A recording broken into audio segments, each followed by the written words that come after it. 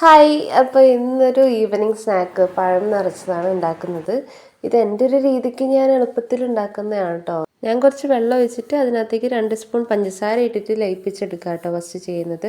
പിന്നെ ആവശ്യമായിട്ടുള്ള തേങ്ങയും കൂടെ മിക്സ് ചെയ്യും. എനിക്ക് ഏട്ടന് ഓരോന്ന് വെച്ചിട്ട് 2എണ്ണം മാത്രമേ ഞാൻ ഉണ്ടാക്കുന്നുള്ളൂ. അപ്പോൾ അതിനനുസരിച്ചുള്ള തേങ്ങ മാത്രമേ എടുത്തിട്ടുള്ളൂ. എന്നിട്ട് അതിനകത്തേക്ക് 2 ഏലക്കയുടെ കുരു കൂടെ ആഡ് ചെയ്തിട്ടുണ്ട്. ഗീ ആക്ച്വലി ഞാൻ കുറച്ചുകൂടെ ഇടും, പക്ഷേ എൻ്റെ കയ്യിൽ സ്റ്റോക്ക് ഉണ്ടായിരുന്നില്ല, അതുകൊണ്ടാണ് ഒരു തുള്ളി ഇട്ടത്. തേങ്ങ ഒരു കണക്കിന് സെറ്റായി വന്നപ്പോൾ ഞാൻ അതെടുത്ത് മാറ്റി വെച്ചു. ഇതേ പാനിലാണ് ഞാൻ പഴവും ഫ്രൈ ചെയ്യുന്നത്.